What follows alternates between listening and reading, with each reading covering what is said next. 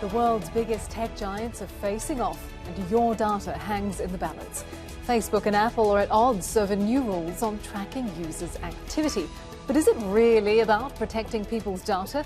And could the tech giants' conflict force change on the industry? This is Inside Story.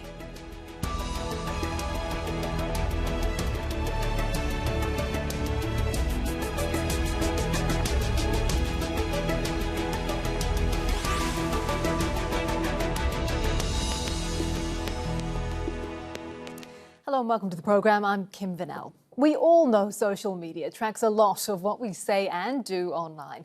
You know the drill, you Google something you've thought about buying and then you're hounded by ads for whatever that thing was, seemingly everywhere you look. Well, now two of the world's biggest tech giants, Apple and Facebook, appear to be going to war over just how much data tech companies should take and how much say users should have. Apple's new update will mean whenever users open an app, they'll be asked whether they want their data to be tracked. Facebook's not happy about it, so it's gone on the offensive, rolling out pop-ups of its own with the same kind of privacy options, but spun in a very different way. Apple says Facebook doesn't need so much data. Facebook says their data is crucial to ensuring ads are personalized, and without it, small businesses will go under. Here's what Facebook has said. Apple has every incentive to use their dominant platform position to interfere with how our apps and other apps work, which they regularly do, to preference their own. This impacts the growth of millions of businesses around the world, including with the upcoming iOS 14 changes. Many small businesses will no longer be able to reach their customers with targeted ads. Let's have a listen to Apple's CEO argument on the privacy changes. If a business is built on misleading users, on data exploitation, on choices that are no choices at all, then it does not deserve our praise. It deserves reform. We should not look away from the bigger picture. At a moment of rampant disinformation and conspiracy theories juiced by algorithms, we can no longer turn a blind eye to a theory of technology that says all engagement is good engagement, the longer the better, and all with the goal of collecting as much data as possible. Growing concerns about tech giants have pushed many countries across the world to introduce new laws to regulate them. In December, the EU unveiled plans to place limits on the firms. They could be fined up to 10% of their global revenue if they fail to remove illegal and harmful content. The US Federal Trade Commission and a large group of attorneys general filed two separate antitrust lawsuits against Facebook in December. They accused the platform of abusing its dominance in the digital marketplace and engaging in anti-competitive behaviour. Another major battle has been brewing between Apple and developers that make apps for its App Store. The tech giant takes a 30% commission on in-app purchases. Fortnite maker Epic Games filed a lawsuit saying that's unfair and anti-competitive.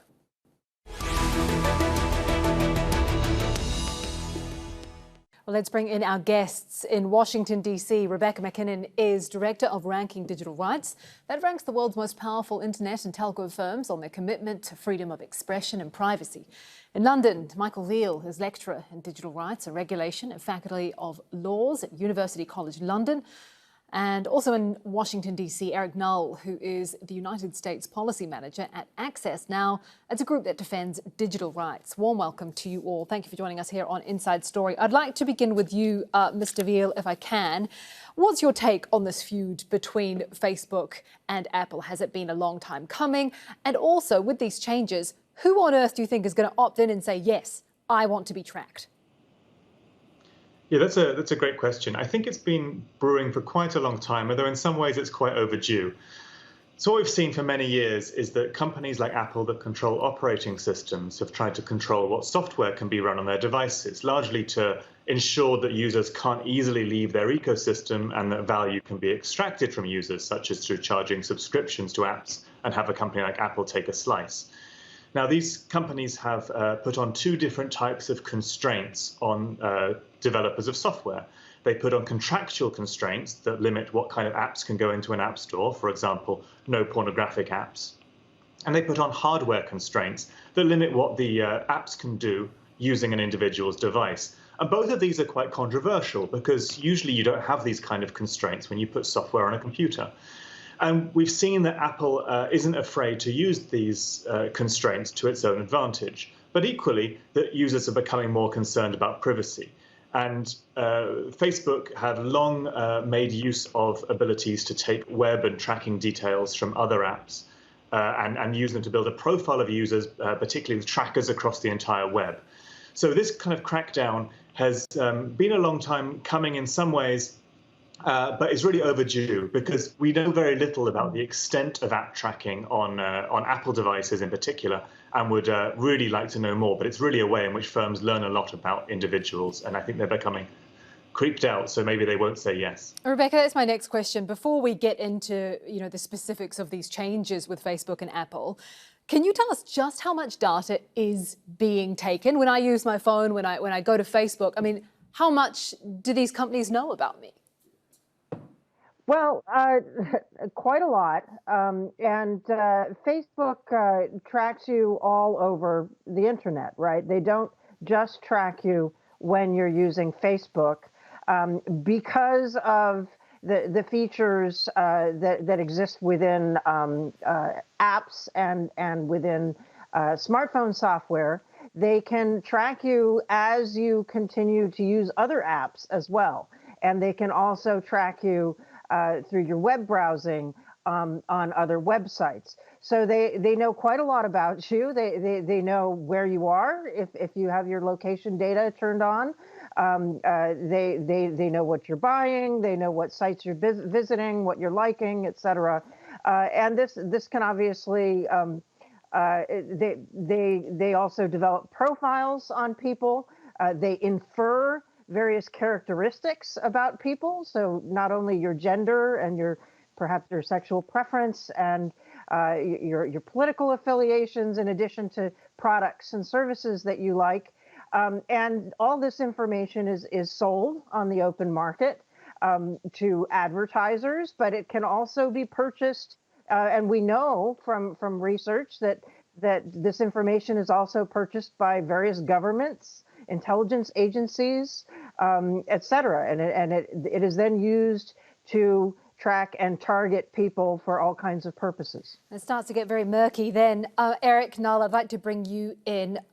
So as we've been saying, Apple is introducing these changes when it rolls out its new update. Facebook seems to be on the offensive, saying it's going to also offer a pop-up so people can say, do you want to be tracked? Although they're not using those words. But Mark Zuckerberg has said that these changes will hurt millions of small businesses. Do you buy that argument? Hi, yeah, thanks for having me on the show. I'm a little skeptical when Facebook says that a particular privacy improvement will hurt small businesses. I think that what they're really saying is that they're going to hurt Facebook's own bottom line, but they don't want to say that because that seems more unseemly. So they would rather say that it's going to hurt small businesses.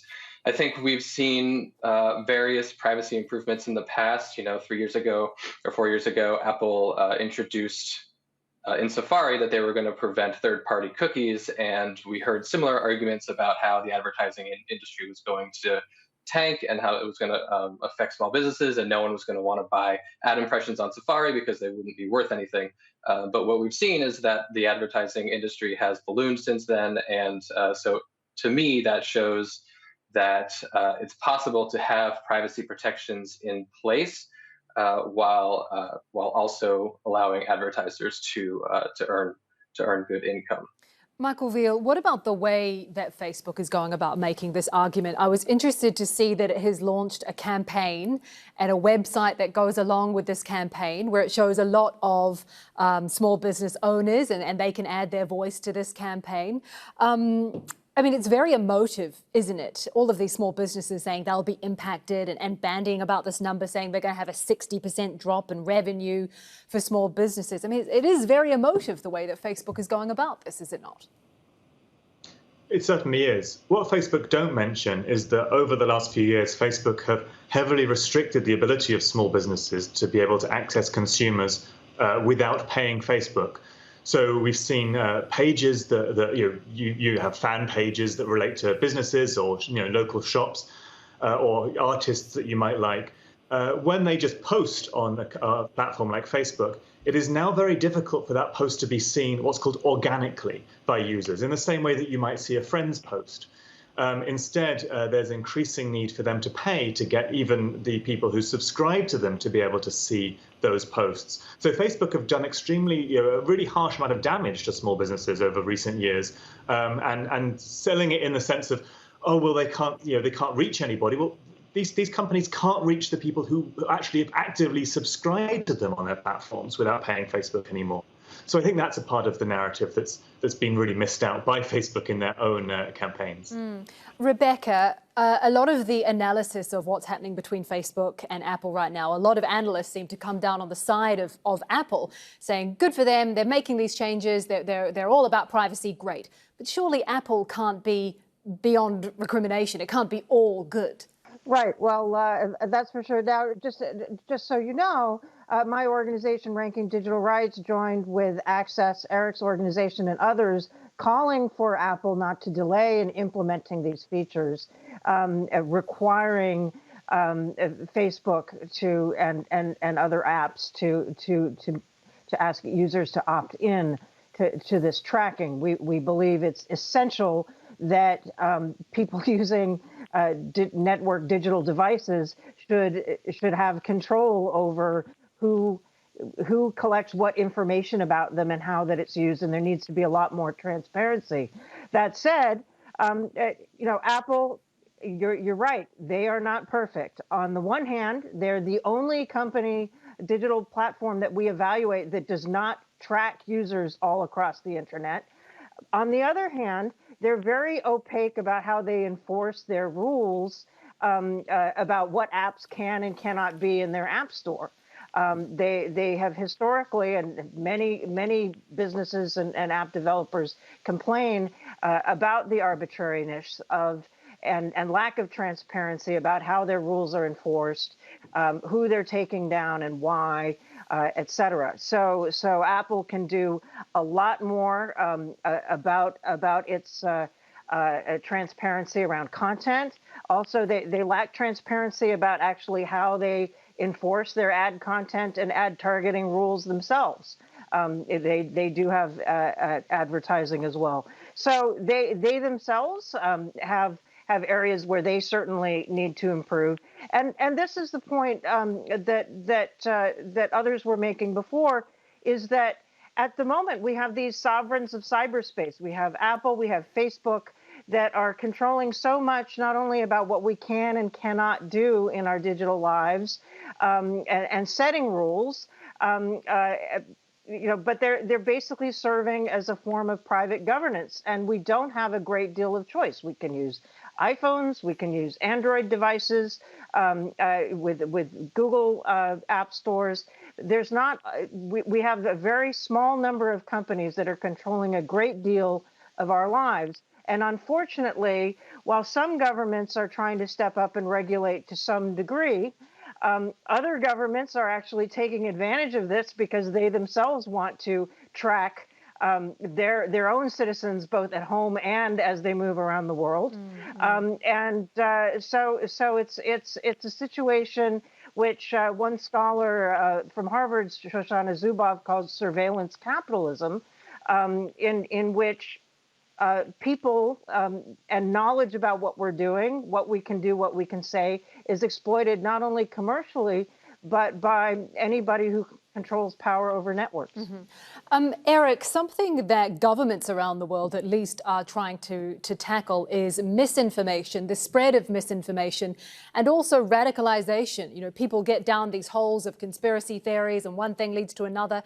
Is there a chance that by not tracking so much data, that there might be less of that because there's less data going into an algorithm? Might that be impacted here? Yeah, I think all of this sort of leads or feeds into the same sort of, apparatus of how social networking works. And one of the things that social networks do is they have algorithms that, promote certain content over others, and they'll take someone's like of one particular thing and they'll say, okay, so if you like that, maybe you'll like this, and the same thing is true about, other apps you use or other websites you visit. And big companies like Facebook and Twitter and Google and those folks are tracking that, and they're trying to monetize that. And the way they do that is they keep you on their service more, and that feeds into what keeps people online more. It's the incendiary stuff. It's the stuff that evokes anger or some other kind of emotion that makes people want to stay on the service for longer, see more ads, maybe click more ads. And that is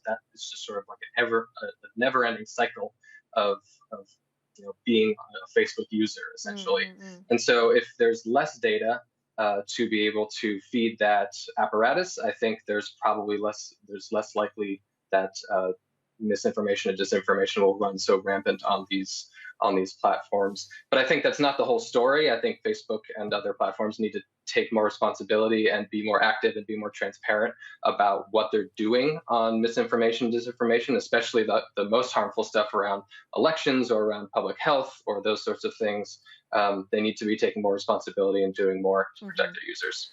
Michael Veale, when we come back to that argument from Facebook that it is possible to have both personalised ads using your data and a level of privacy, do you believe that? And B, do you think that the public believes that, given the levels of trust with big tech right now, given the history, given Cambridge Analytica and all these things that we've all been witness to? This is a very controversial area, and it's a bit hard to discuss. Apple make a lot of money from hardware and software and not so much from an advertising business of any type. This doesn't mean they're not interested in personalization. People like things like their voice assistants to be personalized. Google, on the other hand, have a business model that's partially like Facebook, where they track people across apps and the internet and use it to deliver or facilitate the delivery of adverts. However, Google, unlike Facebook, also control infrastructure, not just Android, as Rebecca MacKinnon said, but also Google Chrome. So what Google are doing is really illustrative of this space. Google are trying to do a lot of personalization and targeting within the Google Chrome browser. So not send the data to Google, but heavily capture everything you do inside Chrome, even on your computer or your phone, and use it to deliver adverts. Now, they'll say, we don't get this data. All we do is make your phone heavily personalize the world to you. We could use any data that's on your phone. We're not seeing it ourselves. These companies don't care about your data per se. They care about the ability to optimize. And that's where I disagree with people like Shoshana Zuboff and those who have talked about this area. They care about the ability to personalize and make money from you. Mm-hmm. And that's something that those who control infrastructure, like Apple and Google, can do, but Facebook struggle. So we see here, Facebook have piggybacked on Apple and Google's infrastructure and can be kicked off it as well. But Apple and Google are looking to try and say they're adhering to privacy while doing things that may be questionable. And what we're seeing Google do with their power over how many people use Chrome will be very interesting for competition and power in the years to come. And people don't really like being hyper-personalized. Even if Facebook or Google or Apple can't open up their data and read their emails, it still feels a bit creepy, and maybe the definition of privacy needs to take that into account. Before we move on from this point, I want to ask you, maybe it's a little bit personal, but you're a lecturer in digital rights. Do you use Facebook or do you use Chrome?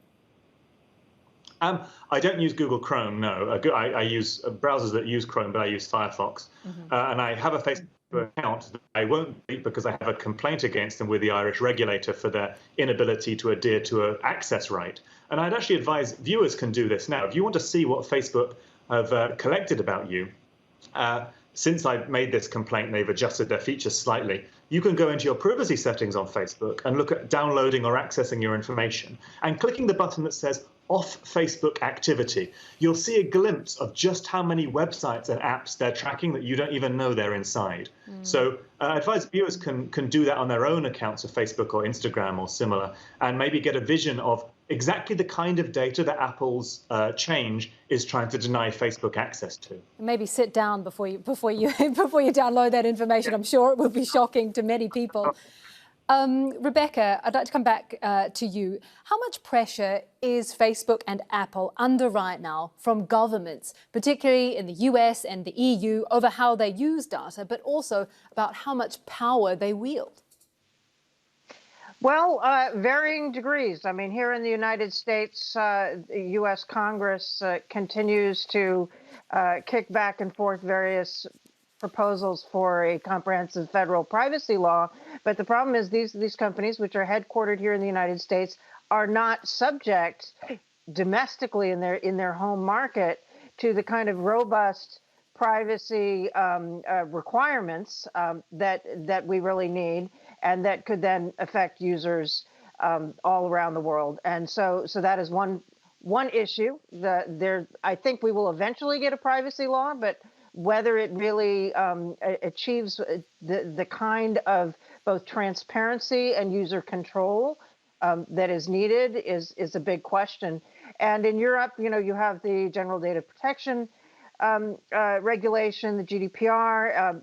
There's also something called the Digital Service Act, which is being discussed that other guests can also talk about a bit more, which is going to require more transparency around the algorithmic amplification, more impact assessment, et cetera, to try and really impose greater transparency and accountability about how these companies operate. Mm-hmm. But we really are in a situation where this digital economy has evolved, has gone very far in its evolution, and now society is only just starting to understand the political implications, economic implications, how this economy exacerbates inequality in lots of different ways, who has control, who doesn't, and our governments aren't well equipped to really address this, unfortunately. Mm-hmm.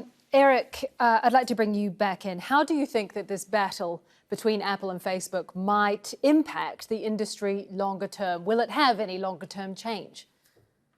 It's a good question. It's still sort of up in the air. I don't have a crystal ball or anything like that. I suspect that there will be a little bit of an adjustment time while advertisers sort of figure out what to do here, as they did when Safari blocked third-party tracking 3 years ago.